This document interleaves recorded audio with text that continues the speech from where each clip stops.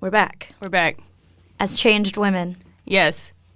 we may remind you, this is still a book podcast, but today it is solely a Taylor Swift podcast. Get a little bonus episode from We're being us today. self-indulgent. Yes. Yeah. We are 4 days-ish, 3 and some change off of the Eras Tour. And this is just an all Taylor Swift themed episode. Feel free to skip this one, but also you should listen if you, 1, don't care about spoilers, and 2, mildly care about Taylor Swift, or if you've already been to the tour and would like to talk about it with us, please. Yes. So, overall, thoughts and impressions, Abigail, because this was your first ever Taylor Swift tour. Yes.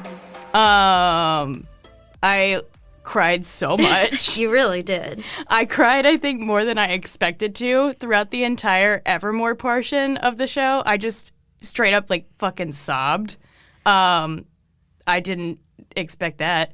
This was also my first, big production, pop concert. Yeah, other than Harry, which felt a lot different from this. That was also a big production, but not on the level of this. Right.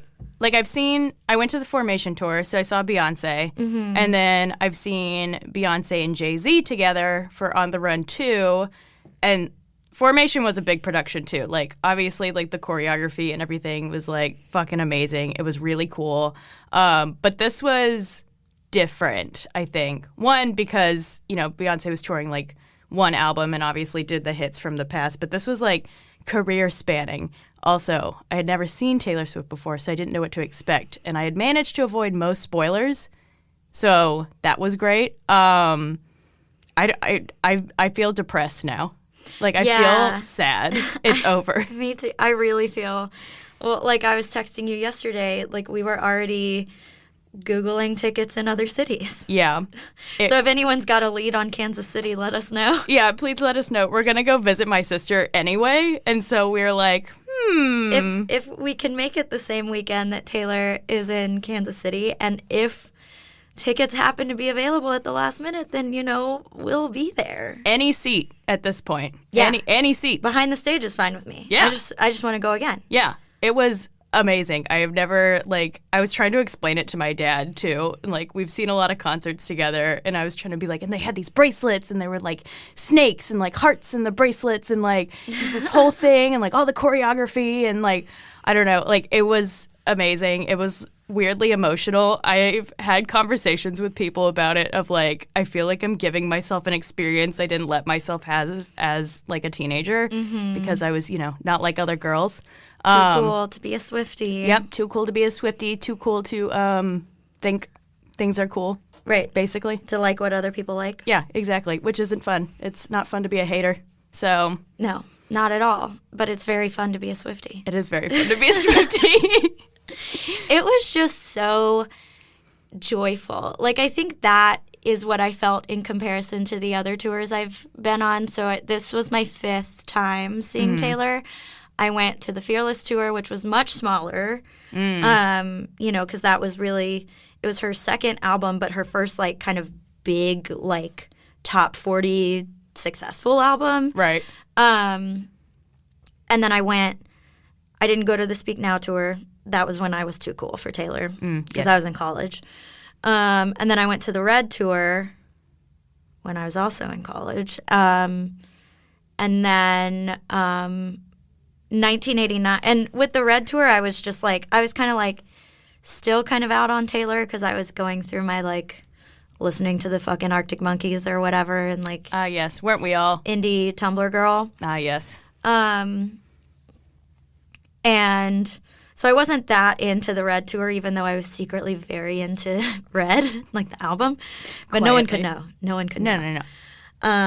But then after 1989 came out, I went to the 1989 World Tour with 2 of my girlfriends, 2 of my coworkers at the time.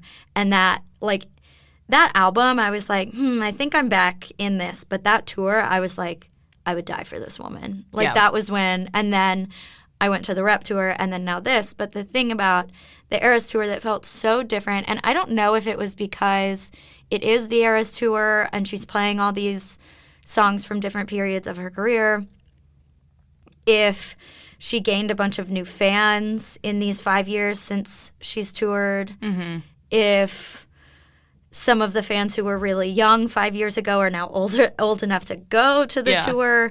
My best theory is that it's a pandemic thing and we just all really fucking needed this. I think it's a combination of all of it. Yeah. Of like, she gained some really great, indie cred with Folklore and Evermore, which converted people like me who were, haters at one point and then listened to those 2 albums and were like, oh shit, people were right. And then perhaps like me did a nice big back catalog deep dive and then she's also regaining the fans who were perhaps early fans that maybe were not as into the newer stuff, but then she's re-recording her old stuff, so it's bringing those people back. Yeah. I think it is also similar to Harry of like, I was kind of surprised about the hype around like Harry's house and everything. Like, we're not huge Harry Styles fans. Right. But it was just like so joyful and fun. And like, that's the piece that I think is pandemic related. That I do too. I agree. Like, Harry's house felt like the first like big concert thing of that genre to kind of come back. And so I think you're right. I think it's like a combination, and it, being Taylor Swift. Right. The biggest pop artist in the entire world. Well, and also in the years since we've seen her last, we got the Miss Americana documentary, so we know her a little better. She's been politically involved for the first time. That's true. And I feel like she's always been very available to her fans, but I feel like there's this really intimate, like, fandom connection thing recently that's, I don't know, and it's like not just like between Taylor and the fans, but like between the fans as well, like evidenced by like the friendship bracelets of it all. Yeah. And it was just such a joyful environment to be in. Yeah. I was talking with a coworker like the day before we went. No, it was 2 days before. And we were just kind of talking about healing your inner child, basically. And I was like, and Kendall at one point like leaned over to me and she's like, I feel like I'm healing my inner child right now. And I was like, me too. Right. And hearing songs live that I thought I would never hear live again, like Fearless, was just like such a moment, man. And yes. Yeah, my Fearless moment. And Sydney and I sobbed. But like, yeah, I don't know. And it was just like looking around and seeing how much fun everyone else was having too. And like, we were all like enjoying that moment together. It was just so special. It was so nice. It was very like emotional, just kind of the whole leading up to it, even like the morning when we were like making the friendship bracelets and whatnot. I was just kind of looking around and being like, wow, I feel really lucky that we're all doing this and like this feels really nice. And I think I felt like that a lot of kind of rediscovering Taylor Swift, because I was a very early fan. Like, I was in it for debut and Fearless, and then like, got a little older and dropped off. And then just like doing this now, I think has really gotten me more in touch with like being a feminine person and like being okay with being emotional and acknowledging feelings that I used to push down and things like that. And so doing this with a bunch of other people and just like fucking sobbing to 'Tis the Damn Season in front of you and my soon-to-be sister-in-law and like one of my friends from back in elementary school who I've still like kept in touch with, who are still friends, and then Sydney and your cousin. It was just like, I don't know.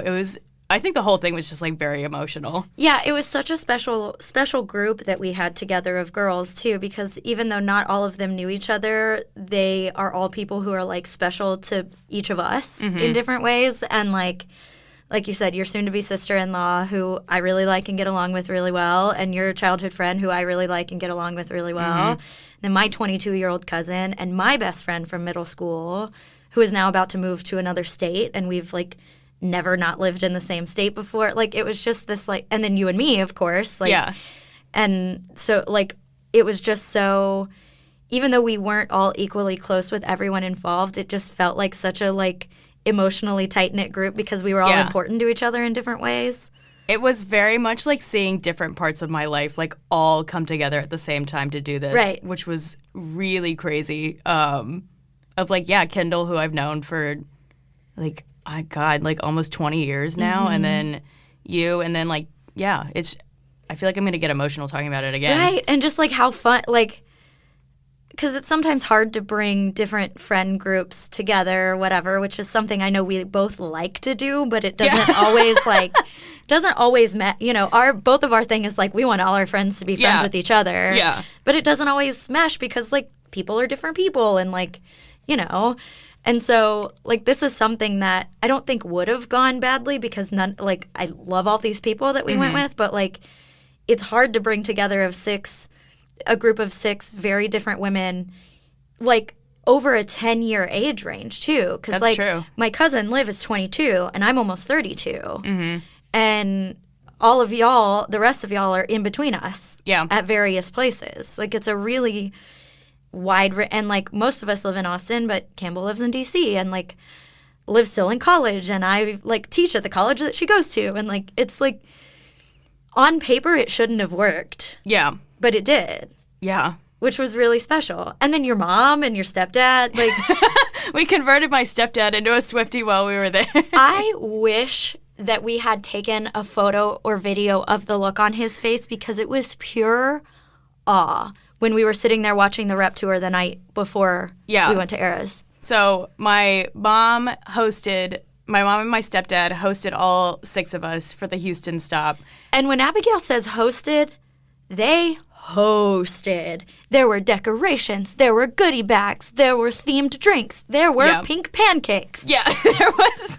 My mom loves to throw a good party. At one point, Sydney was like, is this what your childhood was like? And I thought back and I was like, you know what? Every time she got to throw a birthday party, this is what it was like. Will Elizabeth host my 32nd birthday this year? She would love nothing more. Excellent. She would be thrilled. I'll text her. She would love that.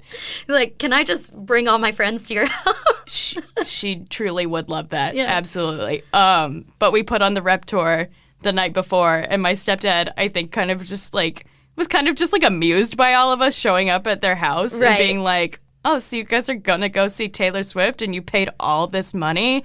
And then Kendall was like, we should put on the rep tour. And then we did. And he was just like... mesmerized. Like, he kept shushing us. I know. And he was like, the choreography, this is incredible. She's an entertainer. Yeah. And he was like, I knew she was good, but I didn't know she was good like this. And I was like, yes, Chris, one of us. Why do you think we spent all this money? Yeah, we're not stupid. Like, you know us. We're not stupid women. Come on, man. Yeah. I mean, we might be a little stupid, but... yeah. But we are grown-ass adults who choose how to spend their money. Yes. Well, most of us are Liv's still in college.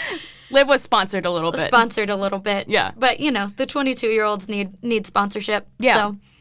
Okay, so getting to the tour. Okay, did you know that it was split up into eras in this way? No. Okay, I both did and didn't. I had kind of managed to sort of put it together that I thought that it was maybe going to be grouped that way purely based on the outfits. I didn't put that together in my brain, and I'm glad I didn't think about it too hard. So for those of you who are listening and aren't going to the tour, haven't watched all the TikTok live streams, she splits up the concert by album. Not in chronological order, but each set is a particular era. Right, there's between 3 and 5 songs in each section, and she goes and changes outfits based on the vibe of that era. So it started with Lover era, which I think was the fully appropriate place to start.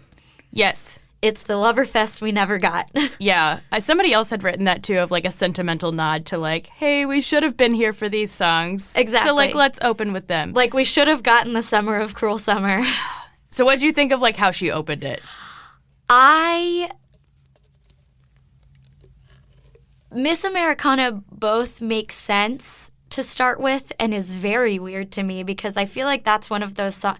I feel like Taylor has these songs that she likes more than we do. That was my first reaction. So this kind of got spoiled for me of that this was the opener song was Miss Americana, and I was confused because somebody had told me that it was perfect, and I was like, when I heard this, I was like, I would not say this was the perfect opener necessarily. It's perfect because she didn't start at the beginning of the song. She No. started with, "It's been a long time coming." Yes. Which is made why I sense. was like, yes, okay, it all aligns. Yeah.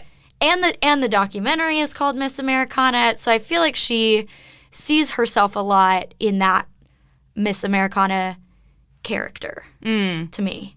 This is a song that I really like now, but did not necessarily like previously. Same. It's grown on me a lot since, but I think I had heard it before I watched the documentary. When I definitely heard it when Lover came out, when you forced me to listen to it. It was kind of one of those that I was like, this feels a little self-congratulatory that you are being political for the first time. Yeah. And so I am a little easier on it now. And also the song is a bop. It's so good. I think I didn't like this one at first just because there's so many better songs on Lover. But I don't skip this one. I never skip this one. No, I have this one on playlist. This Yeah. one's in a decent rotation for me. Yeah. But man, seeing all those people come out with like the fan giant things? fan things, it was crazy. It was crazy. I've been watching like videos of it on TikTok. Me too. Still of like, I wish I could just go back to that one specific moment when I had no idea what was going on. And when you knew she was going to be under one of those banner things, but you didn't know when or where, No. I was like, she's under one of those. My favorite part of like watching these videos is like seeing the first person come out and then when his like giant fan lifts up Yeah. and everyone just like freaks out. Yeah. Oh, it was, yeah. And then immediately going into like, after It's Been a Long Time Coming, into the chorus. Yeah, so a very shortened version Yes. of Miss Americana and then straight into Cruel Summer. And real ones will remember on this podcast when we said, wouldn't it be fucking crazy if she opened with Cruel Summer? Yeah. And then she pretty much did. She pretty much did, which is why I feel like I didn't truly get the opener spoiled to me, which is also so funny because Cruel Summer is the only video we both watched. Yeah, and we didn't know it was... No. I watched Karma videos. That's right. Because I knew it was the closer. Yeah. I like got spoiled for that to be the closer, so I was like, now that I know where it is in the set list, I'm going to watch it. I knew that this one was going to be very early in the set list because one of the videos I had watched, she makes the comment of like, this is the first bridge of the evening, let's cross it together. Yeah. But I thought it was going to be like a medley of a bunch of different songs, and then we were going to get Cruel Summer. I didn't know it was going to be like basically the opener, like you said. Right, which I think like... When we were like, would she do that to us? Like, in hindsight, I'm like, of course she did, because that's the single we never got. It's she knows, we know. And it, like, man, it fucking set the mood. It was, man, everyone just freaked out. It was so cool. Yeah. Like, it was so fucking cool to hear all 70,000 people singing every word of every song. Like, it was so cool. It was wild. Like, even when I've seen Beyonce, it wasn't like that, which, Right. different vibe a little bit, but, Right. It's not. Not as sing-along-y. Yeah, exactly. But still. I loved the man. The man was very fun. She wore the same jacket as me. We had the same outfit on. Yes. You need to calm down. I hate that we didn't get the full version of the song because you know how badly I wanted to sing that in a crowd. Oh, yeah. We got some of it, though. I was got kind of some of it. surprised we got some of it. Lover was great. Love that song. The Archer Ow. shocked us. It did shock us. Ow. But Big that ouch. was beautiful. I have to say, her vocals on this tour, fucking flawless. I don't know if she is like seeing a different vocal coach or something, but like, I am not of the camp where I'm like, Taylor Swift's not a good singer live, but like, listen, it's been a road Yeah. for her and for all of us. She's good. She's great. She's grown a lot. Right. But she also admittedly talks a lot of like, she knows she's not the best singer in the world. Right, but on the she was singing. Yeah. She sounded great. She sounded great. So then we got Fearless. My moment that I sobbed, even though it was a shortened version of the song, did not care. She did the heart hands, which was really what made me start crying. And then she was in like the little sequiny, fringy dress, and then she did the little stomp spin thing, and I was like, oh my god, like it would like those little nods to like longtime fans were what made me be like, God, she knows us, like she gets us, we get each other, like it was just like really special. Yeah, that it was very nice to look over and see you and just Sydney just absolutely sobbing.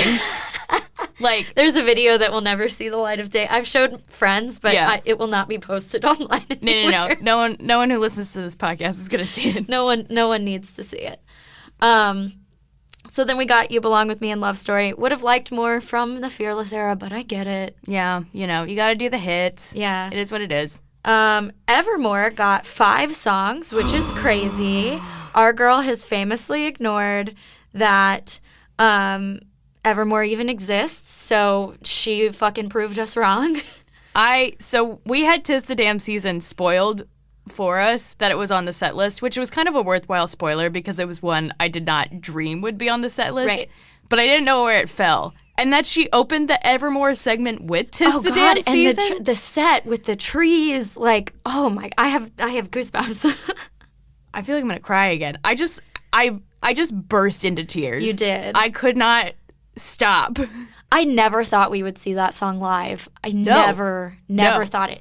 And then, okay, I have to say, even though Willow for me is like, I like that song. It's fine. It's a fine song. That moment was like probably my favorite, like moment of the whole night, I think, with like the witchy vibes and the fog. It was really cool. And the backup dancers with the little glowing orbs. Like, that was just so fucking, like, it was mesmerizing. Like, Yeah. I feel like we've been inducted into a cult. I know. I was feeling that too, where I was like, this feels very like Salem witch trials. Exactly. And I said this, I was showing Ryan videos, well, basically ever since. I've been like, look at this TikTok, look at this one, look at this one. And we've watched some of the TikTok lives together. And I logged on to one of the TikTok lives during Willow, and I was like, you need to sit down right now and watch this whole thing. And I was like, I feel like I've been inducted into a cult. And he goes, you were already in it. Yeah, that's true. This was like the ritual. Yes, this was the official induction ceremony. Yeah. So that was cool. Marjorie is fucking rude. I'm like still mad that she played it.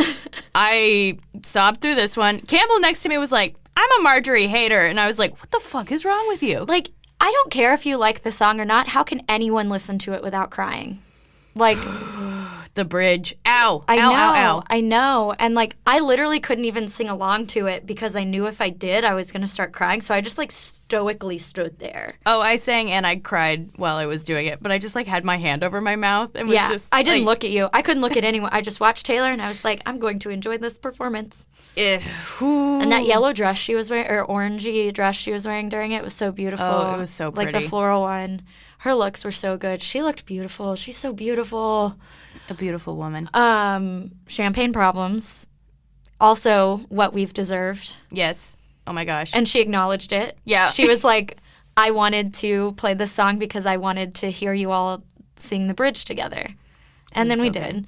And then Tolerate It, which got to me a lot more than I thought it would. I love this song. I think it is so well written. Mm-hmm. Nothing guts me more than the lyric, gain the weight of you, then lose it. Believe me, I could do it. Yeah. And the way she sings it just absolutely fucking rips my heart out every time I listen to it. Seeing it live and what she did with it, with like kind of the skit almost of like sitting at the table with one of her backup dancers. Yeah, very,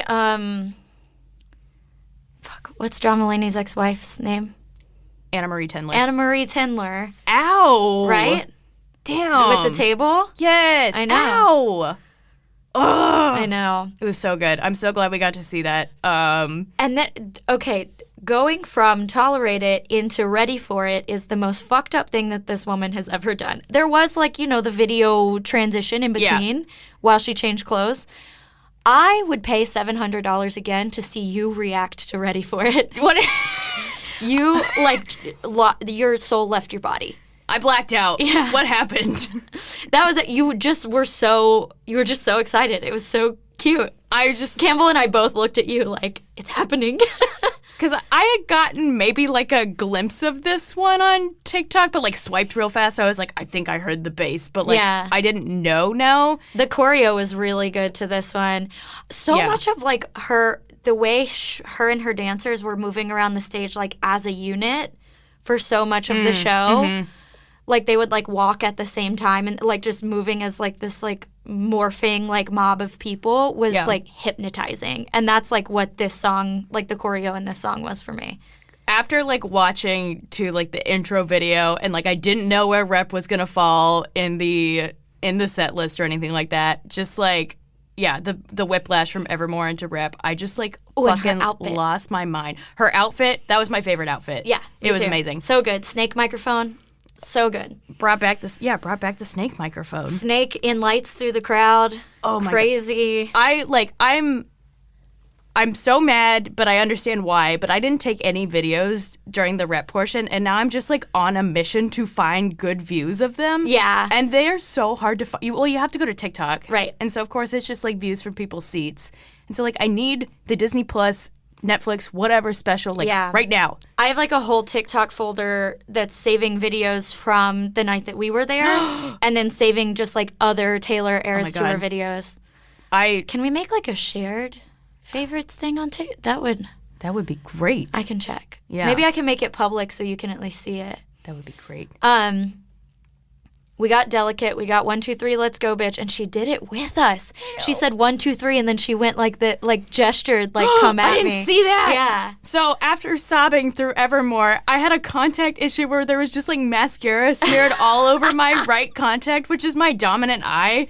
Like, I don't really look out of my left eye. I really only look out of one. And so for a lot of the concert, everything was kind of blurry. Oh, no. Yeah, she went 1, 2, 3 with her fingers and then gestured, come at me during Let's Go, Bitch. And I was like, she gets us. I'm gonna cry again right now. Don't blame me with the lights. Oh, my God. We went to church. We got inducted into a cult, and then we went to church. Oh, it was so cool. Campbell, my soon-to-be sister-in-law, went to Tampa the week before. So this was also nice, too, of, she knew what was coming, and so she was just kind of, watching all of our reactions. Which was really cute. It was really funny. And she was, taking videos when she knew what was happening and whatnot. And she said in Tampa, it was so fucking cool with all the lights during Don't Blame Me, because Tampa's open. Right. I went back and watched it afterwards. It was cool. And then I saw a video where someone in Tampa thought that there was a UFO, but it was the lights. It was just Taylor. It was the lights reflecting off the clouds or something like that, because it was these spotlights shining directly up into the sky, which looked cool as shit in an enclosed stadium, but in Tampa it was fucking so cool. Yeah. We got Look What You Made Me Do. Fine. Good. Whatever. I like what she did with it. I thought it was very fun. Yeah. Only one Speak Now song. I know, but it was Enchanted. It was Abigail's favorite Taylor Swift song. It's my favorite Taylor Swift song. I think we all got our favorite Taylor songs. I was thinking that too. I was like, we're about to get into it, but we got the one. Yeah. We got Enchanted. Liv got Tolerate It. That's her favorite Taylor Swift song? Among. Oh, sure. I don't know if she ever did an exact ranking, but she's a Folklore Evermore girly. That makes sense. Yeah. Yeah, I think we all got at least one big highlight. Yeah, one of our top 3. Yeah. For sure. So we got Enchanted. That dress she was wearing looked heavy as shit. Yes. You could just tell the way that she was moving in it that it was weighing her down. I know. It was beautiful though. It's also just really jarring to see Taylor in a ball gown. I know. I feel like she hasn't dressed like that in so long. Yeah. That's true, yeah, because now it's a lot of bodysuits. Yeah. Lots of leg. Yeah, lots of leg. Which I'm not arguing with. No.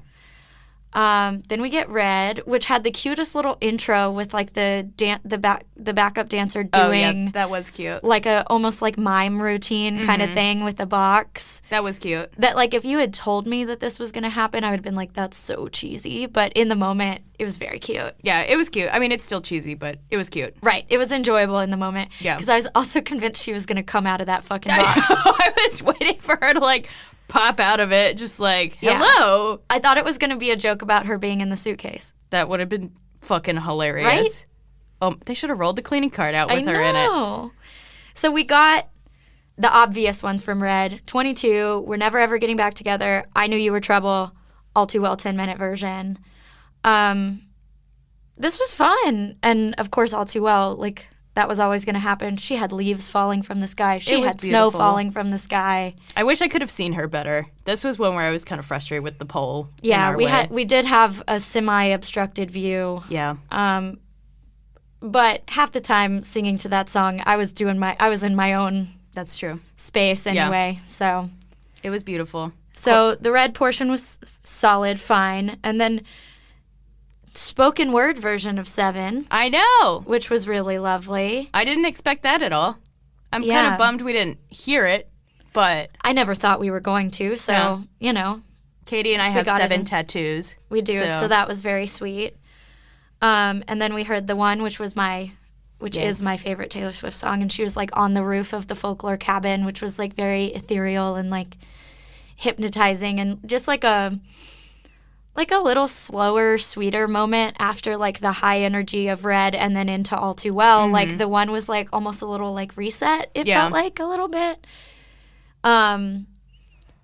Betty, which I know is not your fave, but was so fun to sing in a crowd. It was fun. Betty is just, like, I understand the hype. It's just not one that gets me super hyped. She seemed like she was having so much fun singing that song. Yeah. Like, she was, like, grinning. Like, it was cute. Shout out to our friend Madeline and her boyfriend James, because there's a very cute video of James singing along to this song on Madeline's Instagram. Because I specifically requested, I want videos of James having a great time. That's so funny. Got Last Great American Dynasty. Unexpected for me. This one got spoiled for me, and I was surprised by it. Yeah, I'm very surprised by it, but it was fun to sing. It was fun to sing. I think Taylor has a soft spot for this song because... It's kind of about her, but not about her. Right. August, which obviously... August into illicit affairs? Yeah. Ow! Yeah. She was, like, singing with her whole chest during this section. That was a lot, and it was great. Into My Tears Ricochet. Yeah. This was a big emotional catharsis. Yeah. And then Cardigan to finish out the folklore segment. So we got more folklore songs than anything else so far. I think Midnights and Folklore were the eras with the most songs. Mm-hmm. I'm glad we got the full trio, the Betty, August, Cardigan trio. Me too. Cardigan was not a song that I liked that much when it came out, but it has really grown on me, and I think it has some of her best lyrics. Mm-hmm. Like, Chasing Shadows in the Grocery Line is like an all-time... That is a good one. Lyric, and so, of course, we were going to hear that one. 1989 was exactly what you would have expected it to be. It was Style. It was Blank Space. It was Shake It Off. It was Wildest Dreams. It was Bad Blood. Yeah. It was fine. It was fine. I felt about 1989 the same way I felt about the Red segment, where I was like, I'm having fun, I'm engaged, but like, right.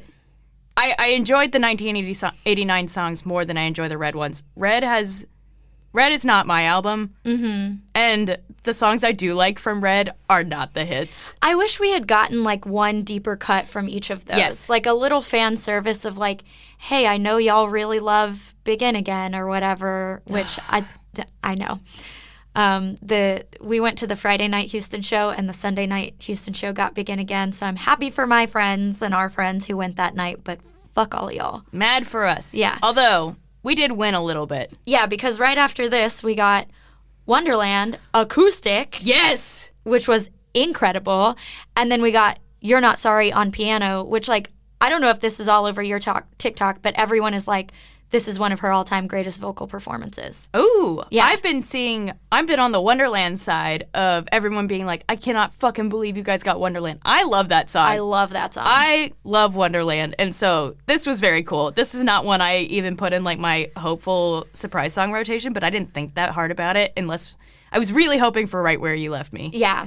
But so whoever gets that one, I don't want to talk. Yeah. But, The good thing is that all of the girlies are out here on TikTok, so I feel like we're seeing all the surprise songs anyway, which is a delight. I was watching the TikTok live for Sunday night, and I tuned in during 1989, and I was like, oh, she's about to do the surprise songs. Mm-hmm. So I watched Begin Again and Cold As You for Sunday night on a TikTok live, and it was very emotional, and it was amazing. Yeah. It was, I'm going to I won't do it every time she tours, but I think I might try to tune in for the surprise ones when I have the ability. Yeah, because now that you kind of know, you're like, okay, it's like 9:30-ish, between 9:30 and 10 p.m., so I know maybe it's about that time. Yeah.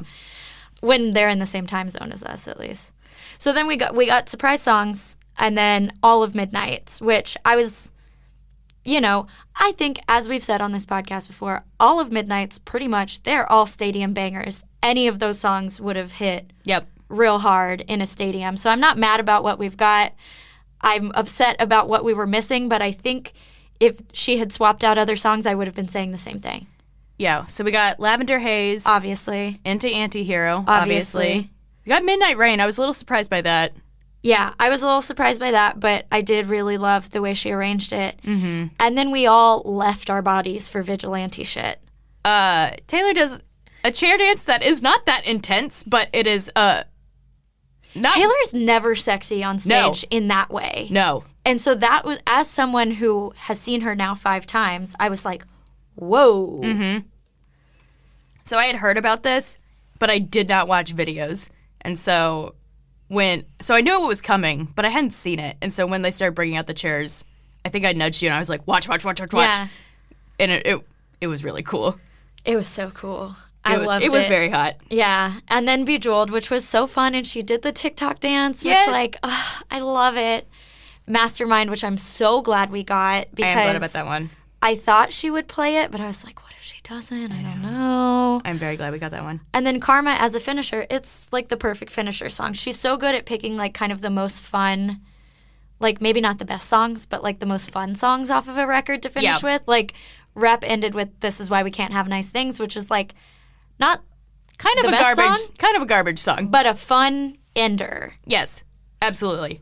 Yes. That's why I wasn't too surprised that Karma was. Like, Karma, it's a goofy song. It's silly. It's silly. But Yeah. I think that's why It makes sense it's as fun. a closer. Yeah. She was wearing this great like pink I want it. shiny fringy jacket. The choreo was so fun. I find myself like doing the little like step to the side dance and the There little are like tutorials everywhere. I know, it's so cute. There was confetti everywhere. It was Okay, a what's the delight. one song you wish she had played? Maroon, I think. Ooh, not Question?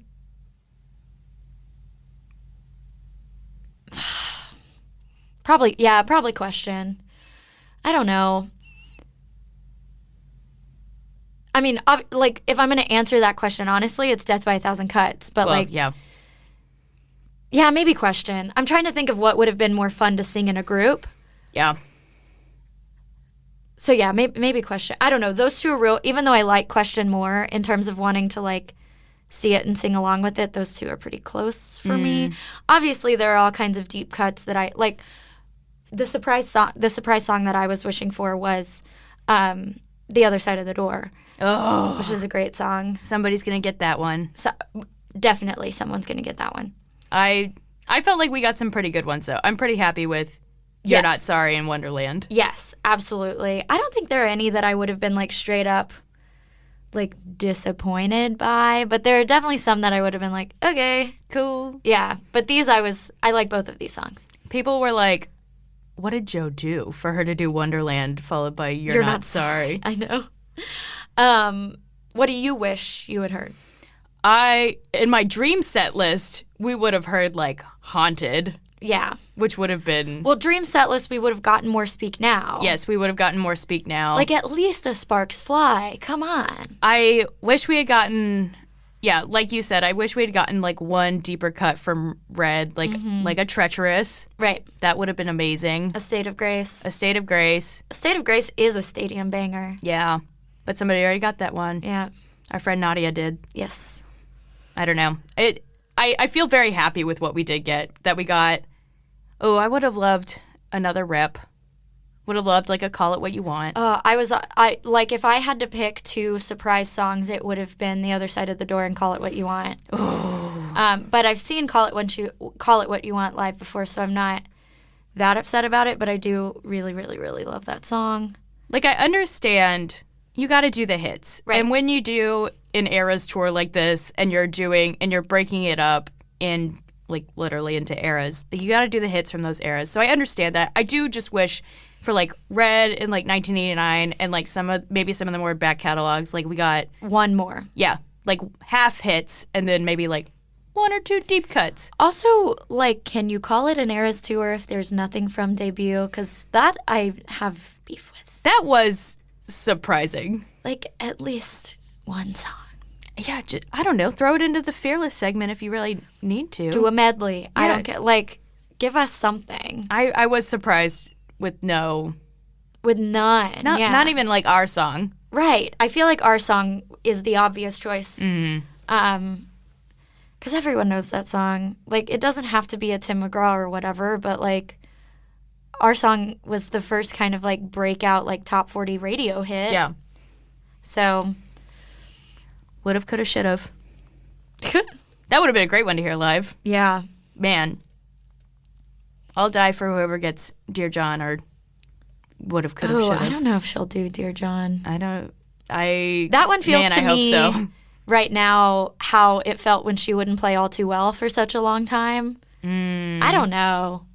Maybe she's waiting to get to the other side of the Speak Now re-record. We'll see.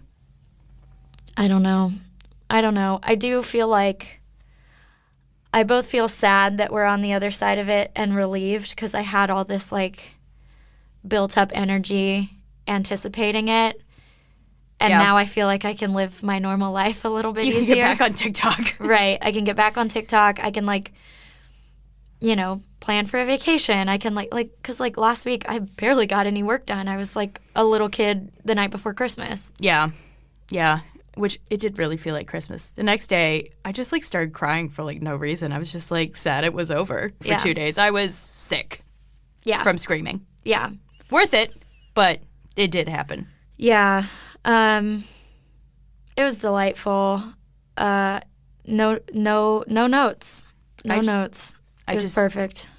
It was amazing. I just genuinely feel very grateful that we got to go. And yeah, I feel grateful that we were all, like, financially able to pull it together, like, logistics-wise able to pull it together. I recognize that we are very fortunate in that we got to go in the first place. Yeah. Grateful to you for fighting Ticketmaster for, like, 12 straight hours. Oh, boy. I will never forget that part of it. Yeah, I feel like I will owe you for the rest of my life simply for that one day. Next tour, maybe you can fight Ticketmaster, and we'll see how that goes. Yeah. I don't know. I feel very grateful for this to be kind of not like the cap on my, you know, Taylor Swift rediscovery journey, which has felt like another journey of self-discovery, but, like, not the climax either. I don't know. Just, like, a nice little, like, wow, we did this, and, like, I don't know. It was a nice moment with my mom, too. Yeah, it was, and it's been really nice. Like, I think it's a nice, for me, it's a nice part of the, like, wedding planning process for you because I've been getting to know your family more and stuff, too. And so this kind of felt like a piece of that, of, like, you know, feeling kind of included and enmeshed with your family, which is very special. Oh. Yeah. I texted my mom and Chris, like, after we'd gotten home and was just like, thank you so much. Like, everyone had a really great time, and that was very nice of you guys. And Mom just, like, texted back, and she was like, it was so fun to see you guys all so excited. And in honor of Miss Taylor, who also, like, I was watching videos of her the next day, and it was like, I know her. She's my friend. I met her. Yeah, she's my friend. I know. No, she doesn't know who I am at all. Nope. But it was, wow, this woman exists in real life. This is crazy. Yeah, like, I saw her actual human body in the same room that I was in. We breathed the same air in NRG Stadium. We did. But, man. Before we sign off, let's make this semi-book related. What are you reading? Ooh, okay. So the day that we're recording this is Happy Place release day. Right now, I'm in a beach reread, but I am about to put it all aside. You're so giddy right now. I'm so excited. I am putting it all aside, and I am picking up my copy of Happy Place from Book People later, and I'm going to take the dogs to the park, and I'm going to start it, and I am so excited. Yeah, Ryan and I are going on a date tonight since we're recording this now instead of later, and so we're going to go get Cuban food, which I'm very excited about. And we haven't had a little date night in a while, and we've been apart a lot recently because he's been traveling and I've been whatever. So I'm like, don't get me wrong, I'm very excited to go on a date with my husband, but I'm like, why did I plan it on the day that Happy Place comes out? Because I really want to go home and read it. Do you have it on your Kindle already? Yeah, yeah. My bookshop order shipped, but it doesn't get here until next week. So I got it on my Kindle also so that I can read it for the next episode of the podcast. Emily Henry was on GMA yesterday. She looked gorgeous. I need to go look. Yeah, she looked very cute. Yeah. So other than Happy Place, you're rereading Beach Read. I am. I feel like I just finished something else recently, but I was thinking of our Oh, yeah. Harlequin. No. I'm reading, finally, Josie Silver's One Night on the Island or One Night on an Island. I can't remember the title of it now. Report back on that one. I'm about like 60% of the way through, and it took me a really long time to pick it up because it got mixed reviews, and I know we both loved One Day in December. But I love it. Really? Yeah. Ooh, okay. I feel like I'm now finally like, one, I think Happy Place is really going to kick me out of my reading slump. Yeah. But I Do this one. It's an Abigail cozy. Ooh, okay. It's on an island in Ireland. They're in a cabin. Yeah. You speak in my language. Yeah. Yeah. Happy Place is really going to kick my ass and get me out of my slump. But, man, I'm so excited. Also, I will need some good vacation reading books for my France trip. Yes. So I need some boat books because I'm going on a river cruise. You But can reread Shipped. I could reread Shift. Different vibes. Different vibes. Well, I don't know if I know of any other boat books besides that other one that we both liked. I don't even need a boat book. It just Yeah. needs to be a vacation cozy. I got you. I know I you got do. you. We should do an updated roundup of vacation reads going We into should. the summer. We should. We'll probably do that. Yeah, do One Night on the Island, though. I really think you'll like it. Okay. Well, we'll see y'all next time. Thank you for indulging us. Yes. Sorry this wasn't about books, but I assume the Venn diagram of romance readers and Taylor Swift overlaps quite a bit. Yeah, the center of that Venn diagram is pretty big, I'm Yeah. pretty sure. But we'll see y'all next time for our episode about Emily Henry's newest book, Happy Place. Oh my god. I'm so excited.